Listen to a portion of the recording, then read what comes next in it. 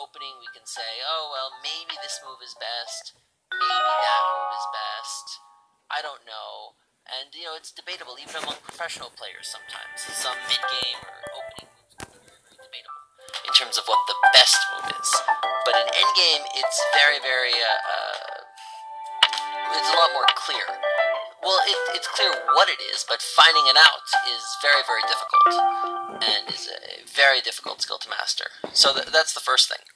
The second thing is when calculating a yosei move, either for exact value or for just even to approximate its value, one of the key things that you have to do is to compare it.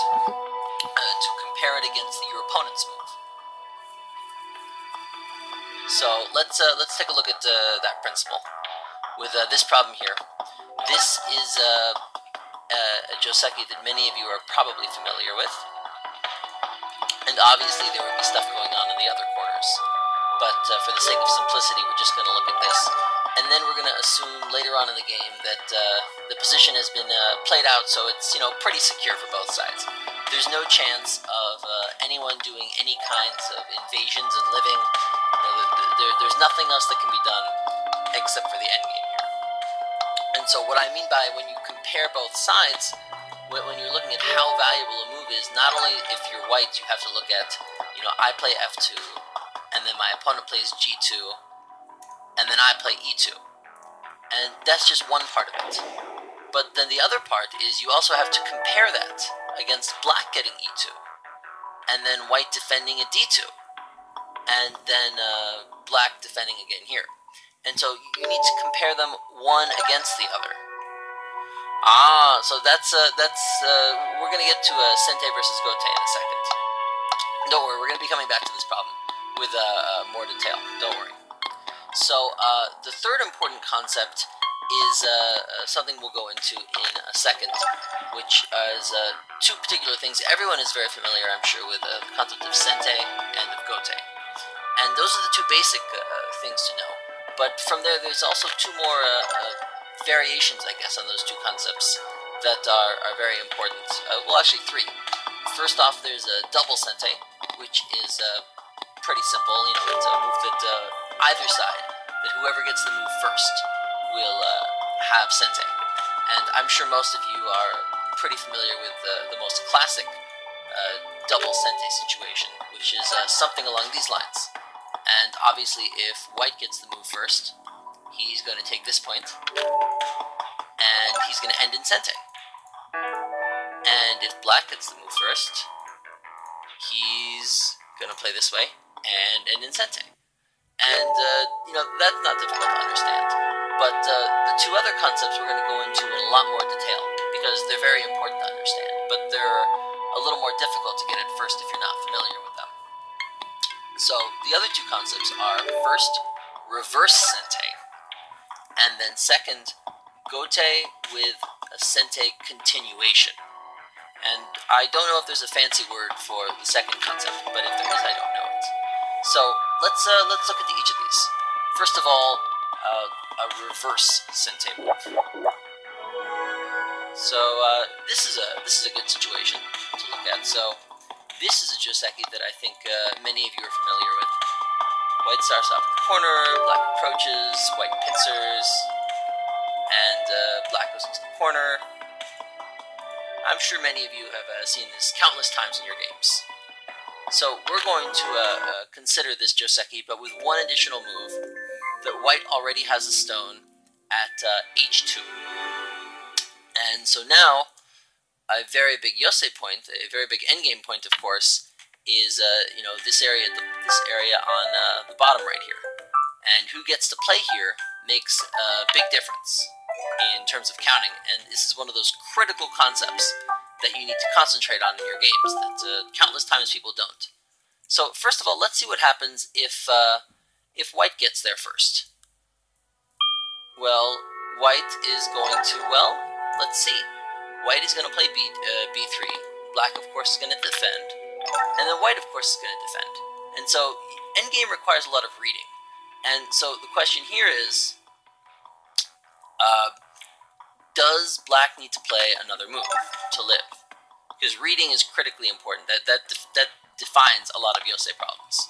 Does black need another move? Any ideas? We have one vote for yes, 2 votes for yes, another vote for yes. Yep, that's pretty much the unanimous view, and that's right. Black does need another move. So, we can conclude... No, actually, there's not really a ko, actually, because it's just dead if black doesn't do that. Right. So, in this situation, b3 has been sente for white. If white takes it first, white not only gets the good Yosei move, but he also ends in sente. That's really valuable, making free points. I mean, who could not want to make more points and keep sente? Let's compare. If black takes the move, sente is the initiative, or the ability to choose to play the next move. Basically, whoever's turn it is at the end of a given sequence has sente. So if we compare, black is going to go here, and then white is going to go here, and then black is going to defend. And this is pretty simple, but assuming, of course, that white has some kind of formation over here that black isn't going to immediately invade, this is not naturally sente. It's not like white has to play another move here or the entire world collapses. You know, white's okay here.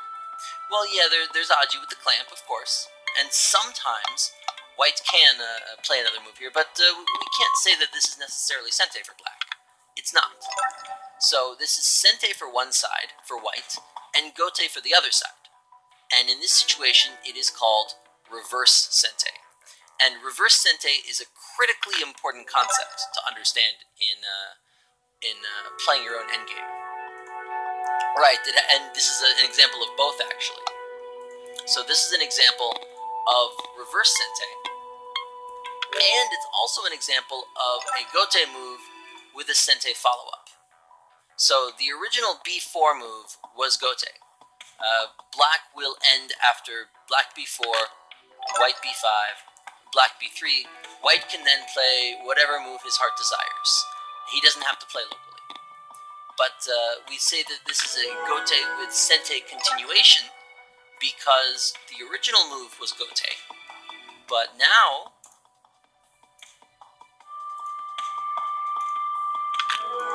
black can do this and end in sente, which is really nice. So let's explain each of these concepts. Right, so the important thing here with reverse sente is that there's an important concept in endgame which I guess you can basically compare to virtual points, or, you know, additional bonus points that you can add when comparing. So, you know, if we just look at directly at the raw point values in terms of comparing this against something like this, you know, in terms of just the raw point value, it's we're not going to do exact calculations in this lecture, but we can say for the sake of argument that it's about 6 or 7 points difference, roughly. But in actuality, the value of this move is much more than 6 or 7 points. Well, right, so we're going to get to why it's more than 6 or 7 points. But, so in terms of physical points, directly within the corner changing hands, it's about 6 or 7. However, in actuality, if a professional player were counting this, he would actually, he or she would actually double the value of this particular situation for black to play in, or white, because it's a reverse sente move. Remember, excellent question. Why would we double it? Well, if white gets to play here first, not only does white get this b3 move, but he also gets sente. He gets sente to now play wherever he likes in the world. He gets another move to play where his heart desires, and free, basically. Now, if we compare, if black takes the move,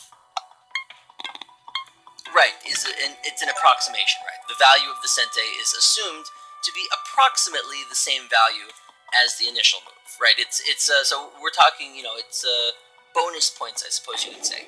So, but when black takes b4, he is stealing this sente move from white.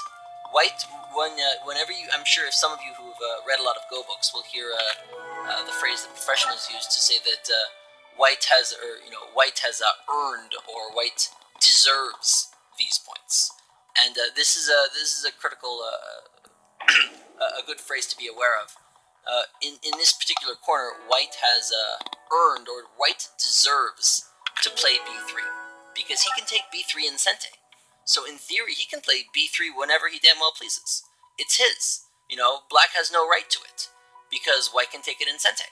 And that means it's essentially free for white. So when black does steal it from white, not only is he changing the value of points in the corner, yeah, black is being a thief. Not only is he stealing the value of the points in the corner, he's also stealing white's free sente, which, as Naman Raman said, is what we would consider similar, a move probably similar in value. So this is the concept of reverse sente. So if you see a situation where there is reverse sente, and in your head you estimate that, well, maybe it's 6 or 7 points, you should actually in your head double your initial guess. Because reverse sente is a very, that's a very complex question. Very complex. We'll get to that in a bit, don't worry. So, the other concept which this problem shows off is gote with sente continuation. And that's pretty self-explanatory.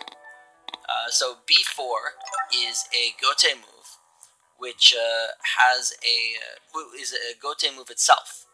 But unless white immediately plays c6, which he could, but then black has taken b4 in sente, he's thrilled. But so, even though the initial move was gote, it has this lovely move at a5 that is in sente. And this is a sente continuation for black. So, when you're counting, not only do you have to look at the initial move, but if there's a sente continuation, you can actually add on the sente continuation, because this once again goes back to the concept of deserving the points. Black can take this continuation at a4, or at a5. Black can take this continuation whenever he likes in sente. I mean, there's no way for white to stop this move for black to not have sente after stopping this move. So these two concepts are a little bit hard to grasp at first.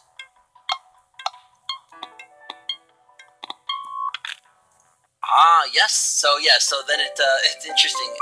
The two concepts, reverse sente and gote with sente continuation, are kind of converses of one another. So yes, you're right. If white were to defend here, it would be indeed a reverse sente move, which would be pretty big for white. But remember, white is using up his sente to do that. Yeah, it's don't worry, we're going to have more examples to get on with it. You don't need to understand it at this exact moment. We still have another hour to go to talk about them more. These are two very, very, very tricky concepts to get at first. And Yosei lectures are notoriously difficult to give, because they can just be so stupidly technical. So don't worry. So this is nope, wrong problem. So what we're going to look at now is a few of my games, which particularly stood out in my head because I made a lot of bad Yosei mistakes in these games. And so we're going to see if we can figure out where all the stupid Yosei moves that I made were. Sometimes it was because the time limits were fast. Sometimes it was because I just wasn't thinking. A lot of people, myself included, make this very common mistake in endgame.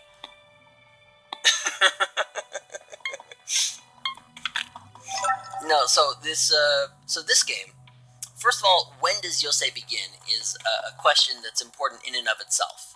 And I want anyone watching this lecture in your next game to really concentrate on this fact and really, focus on, in your head, has Yosei begun yet? And there's no absolute point where you can say that, Yosei has begun.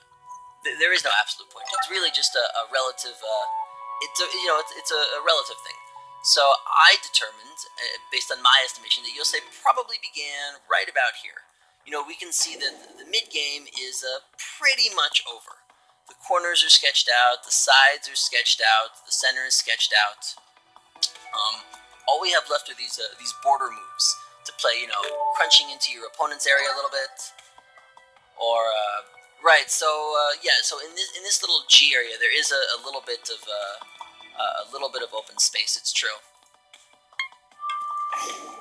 Well, see, that's an excellent question. Is it? Can we say that area is settled enough for Yosei to begin again?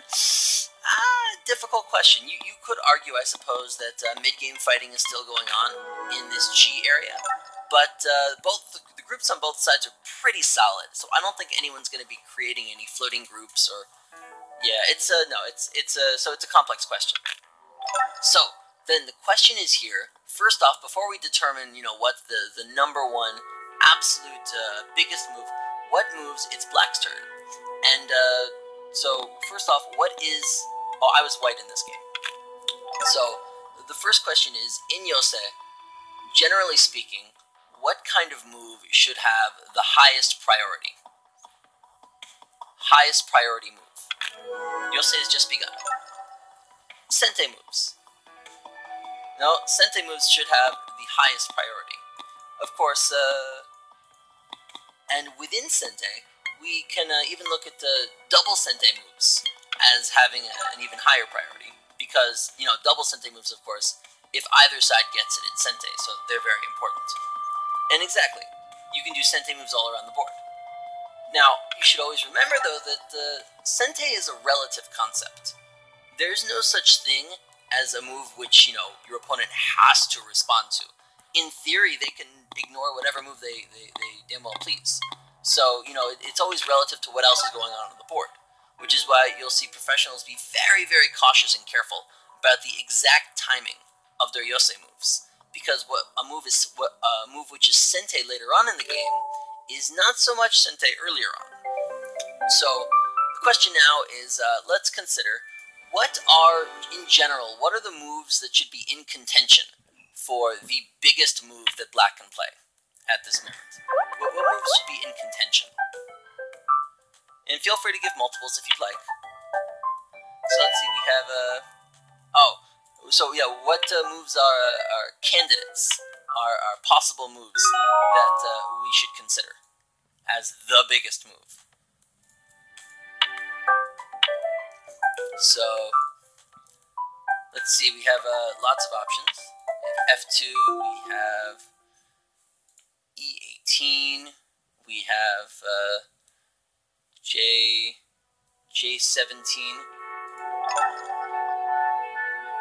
Lots of good candidates. A6, S6. So remember, this question is, what should we play first? We're Black, and we have to choose which move is the first move. Well, S10's not going to live, so let's just ignore S10. But, so let's see. So these are all really interesting ideas. So let's talk about a few of them. So F, of course, F is a great example of a Gote with Sente continuation move. S6 is a great move to consider a Gote move with a Sente continuation. So S6 itself is a Gote move, because White's going to go here, and then Black's going to go here, and then, Black can do whatever he likes. Or White can do whatever he likes. He can play elsewhere. But Black has this great continuation that he just goes here with.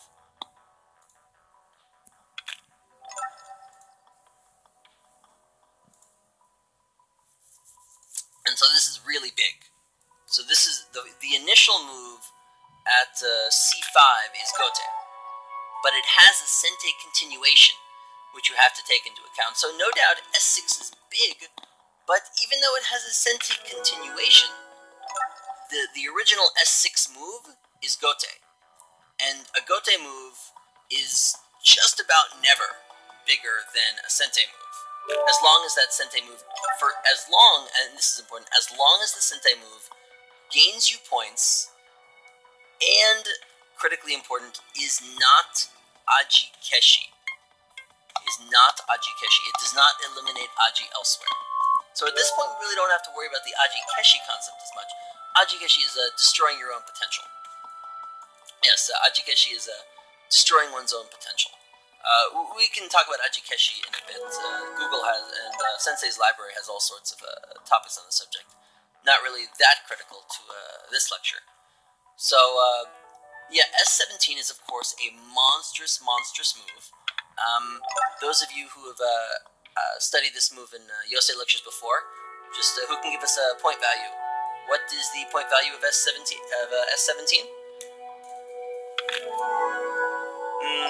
Not 22 points, no.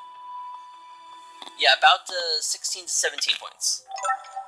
It's a huge move, and now if I wanted to go into explaining exactly why this move is worth 16 to 17 points, it's basically a 15 to 20 minute lecture in and of itself. And maybe we'll end up going into this in the next lecture in the series. But for now, just trust me on the fact that S17 really is a 16 to 17 point move. Well, that one wasn't an audio one, and I never posted that one. So without a doubt, S6 and S17 are both huge moves, but they're not sente. I mean, if White wants to, White can ignore this move. Well, Gote isn't bad. I mean, obviously, no one's going to say that S17 is a horrible move at all. It's huge. But if you can take sente moves first, and then still have sente to come back and play S17 after you've gained points elsewhere, isn't that better? So J17 is sente, yes. We'll talk about J17 in a bit, actually. There's a reason why I'm not a particularly huge fan of it.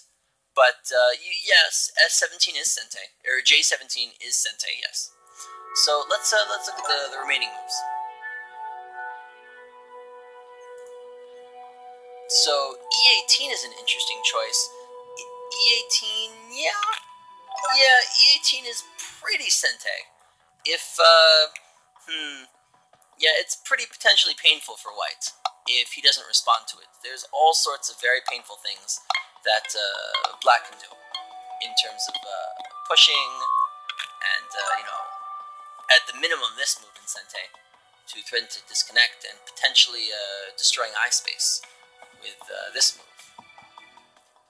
And this just gets very, very, very painful for White. So I think White can't allow this to happen.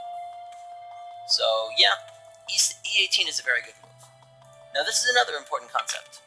Let's say Black plays E18, and then White does respond, because E18, is a valuable sente move. So first of all, does Black need to play another move to protect E18, and then second, should Black play another move to protect E18? What's Black's thing now? Should Black play another move there? Should Black play somewhere else? Has E18 by itself been beneficial? What's the situation? Not an easy question. What do you guys think?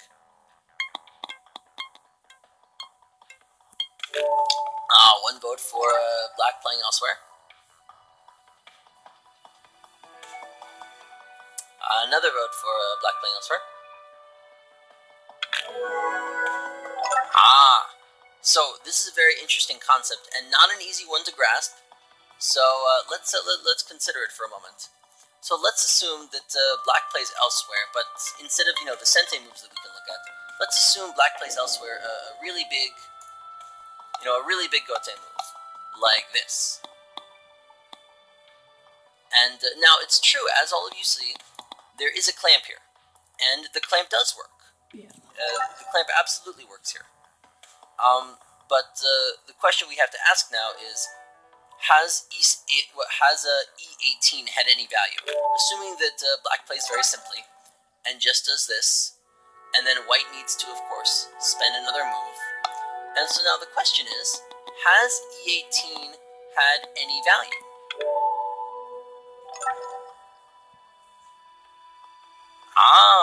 Black can get d17 in Sente, and black was, black can get d17 right in Sente-ish, and black was able to play c18 in more Sente-ish fashion. For example, if white takes d18, and then black takes this move, now white does not need to really spend another move. It's a subtle difference, but when black plays e18 now, assuming these corner moves don't mean anything, of course. If black plays e18 now, if black wants it to have any meaning, black's going to have to spend another move. So it's a subtle difference, but just playing e18 on its own does have some modest value. Not that much. It needs another move to really become valuable. It's only very minor right now. But the fact that it's Sente, even if it's only a 1-point gain or a 2-point difference, a small difference, that's enough as long as it's Sente, and it is Sente. So the correct answer is black can play elsewhere. So now we're looking for what next. So going back to our other options, we discussed S6 and S17. The two moves right now are F2 and A6. S17 is huge, but still gote, but it's still gote, and we still have Sente moves left to play. Well, it's not white's turn though; it's black's turn.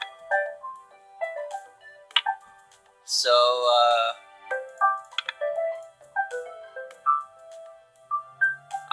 there, yes, exactly. After all the Sente moves are used, then you take the super gigantic gote move. Yes, especially if that gote move is reverse Sente or something else. So now our choice is between F2 and A6. So both of them are Sente, and it's actually pretty difficult to say which is necessarily the superior move to play first. I, however, would probably end up voting for F2.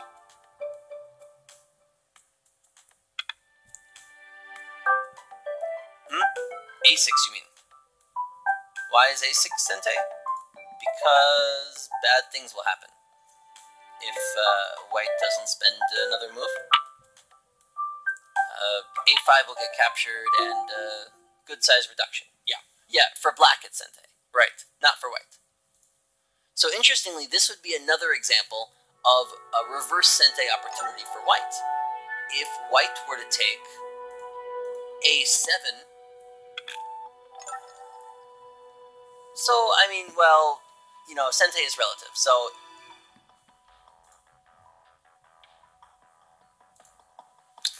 in this particular case, if white were to take A7, A7 would be a reverse Sente move, because it's not Sente for white, it's gote for white. But white has effectively stolen black's Sente move at A6. So this would be a potential opportunity for a reverse Sente. Now this is reverse Sente on a smaller scale. It's not a huge reverse Sente, but it does have some value, and I want everyone to look very carefully for this kind of situation, because they appear all the time in games, all the time. But going back to the situation at hand. In fact, in our game, black plays F2 directly, and it's pretty Sente. I mean, if white doesn't play E2, my corner gets effectively trashed. In theory I could not respond, but it would be extraordinarily painful for me. So I respond. It's a very good move, and I play E2. And so now we have a very interesting question about whether black should spend another move to defend F2. And that actually is a very difficult question. I think that black made a mistake here. Black did spend another move to defend it. And without a doubt, black gained a fair chunk of territory. No one can say that G3 is a small move. not only did it gain black points in this area, but potentially it could also gain black a few more points in this area. Well, right, need is of course a relative question. So the question is, black chose to play g3. Is there anything bigger he could have taken instead? Anything bigger? Yeah, S17 is bigger, yes. So if I were black, I would have played S17, because S17 is just a monstrous move, whereas G3 is just a gigantic move. But the good thing here is that we're noticing which moves here are truly the biggest. Right, it's all centi in size, yeah? Yeah, but calculating that size is very, very, very hard.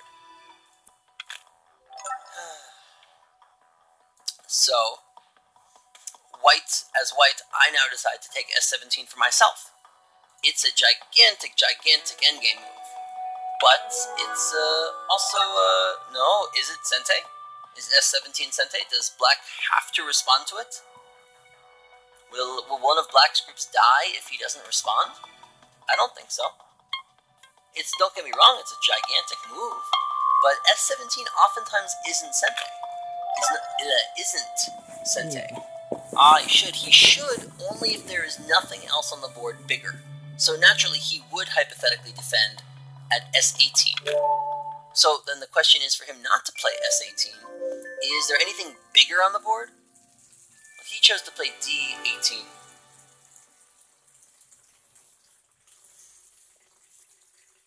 He chose to play a D18, which is actually, it looks, at first glance, it looks a little bit small. But actually, it's a pretty big move. In fact, it's a very big move, and I made a bit of a mistake here by not playing it first. We're going to see why in a second. I made a very big mistake. S17 is a gigantic move. But the question is, if white plays it first, if white plays it first and black defends, well, first of all, how does black defend this? This is interesting. How does black defend this move?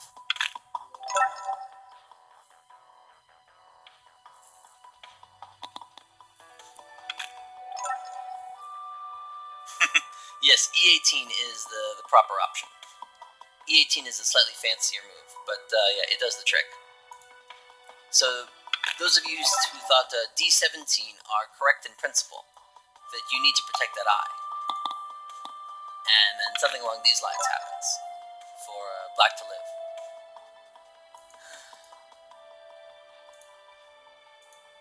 But E18 is actually a bit of a yosei tesuji. Because at first glance, it looks like black is just giving up a stone to white. But let's see what happens. On closer examination, however, black has managed to seal his corner in centi. So, what black was doing was, he didn't like me getting that very much. So, he took a D18, which is a monstrous move. For another reason. Black has a nefarious plan with his D18 move that we're going to see in a second. And why yosei is, we're going to see why yosei is so stupidly complicated. And why it's such an interesting move in a moment.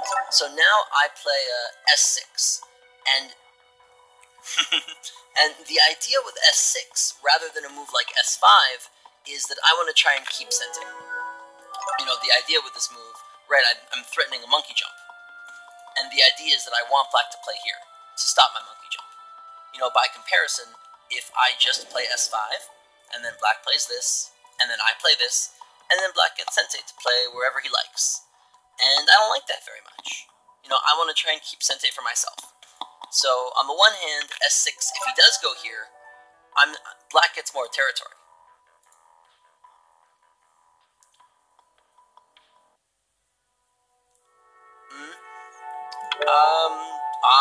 Was S6 a gote with centi continuation move? Right, unless you responded. So the question is the monkey jump centi? And that's an argument in and of itself in this particular case, which we'll get to later. So hold that question. So now we see the reason for Black's D18. This is a nefarious tessage that I had not seen and angered me very deeply. And I was winning by a fair margin in this game, and although I still ended up winning the game by a good chunk, this caught him up a good 5 to 10 points. And we're going to see why Yosei is so complicated in a moment, and just how monstrous a move this subtle little D18 was. So White has to respond here, and Black cuts, and White ensures that he remains connected, and then White has to capture here. But then, Black cuts, and cuts him off, and suddenly, this cutting point is looking really, really, really dangerous for me. So White has to defend the cutting point. Is G18 just cleaner by itself? No. Because what does Black do? Just this now? No. It is not cleaner. Because then White can do this.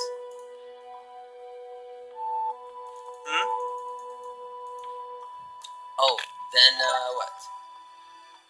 Oh, then that?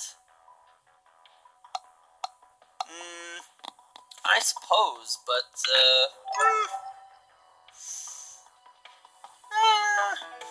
it's interesting, actually. An interesting question. Yeah, it's probably cleaner. Yeah, I like it. It's a good idea. Very good idea. Although, White can consider a interesting fight, which is, I think, the reason Black didn't want to do it, is that this can get very complicated. And in actuality, Black should have done this, because this can get very tricky for both sides. It would take a fair amount of reading to see who wins exactly, but since White is winning, Black should have done it this way, and just made it a really complicated fight. But we're not discussing fighting in this lecture, so let's get on with the endgame. So Black plays the safe way, and now I have to defend. And now, he plays this move, and for White to live, I have to play this. And so look at all these forcing moves. Look at all these gains that Black has obtained for himself. From this single move, he's already gained himself multiple points. He's gained himself additional points in here. He's reduced me to only 2 points. And he's strengthened himself on the outside. A huge number of benefits. And he's kept Sente. And he's kept Sente. From all because of a subtle move like D18. And, this just gives a peek into how deep Yosei can be. And, seeing this out from initially playing a D18 is a very, very difficult skill. So now Black takes his free Sente move with the peep here, and then Yosei really gets continuing from this point. So now the question is, now we're at this point, and it's Black's turn, and so what about now? What are the biggest Yosei moves for Black to want to play?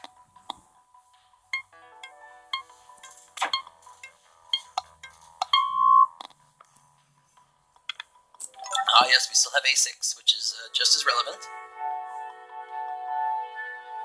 A5, F5, both very big, but yeah, S5, S18, absolutely. Yeah, all excellent choices for very big Yosei moves. One of the most important concepts in Yosei, which is oftentimes ignored, is just pure concentration. It is so easy to just play a generic move, or to just, go with whatever your opponent is doing. But if you really focus on your endgame, and you really focus every single move on asking yourself, do I have to respond to my opponent's move? Can I play somewhere else? It's amazing how many points you can steal back in endgame. Just to give you an example, on your average 6-stone...